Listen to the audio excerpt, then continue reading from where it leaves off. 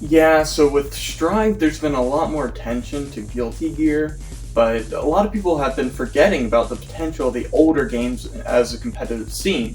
Like, Guilty Gear X, in my opinion, might be one of the most advanced and just straight up fun fighting games.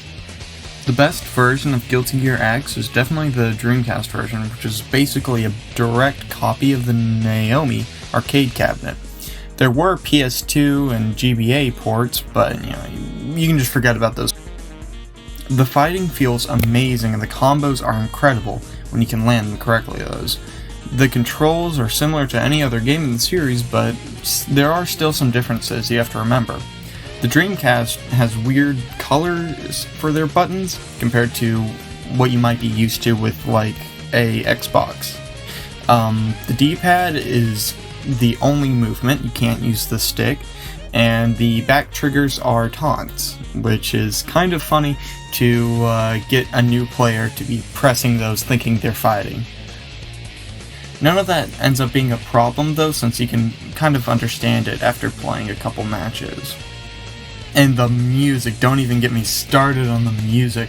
Amazing tracks, a lot of rock.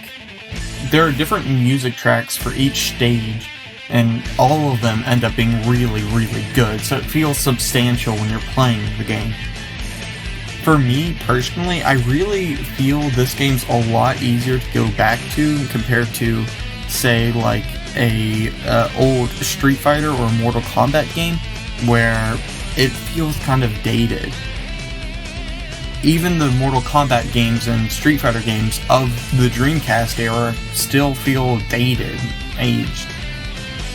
I will say that Faust is very broken, like he is in every game that he appears in.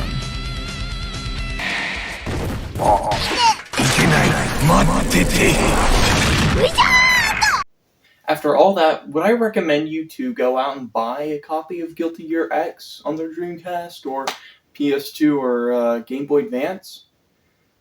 No, but I would recommend you to pirate it.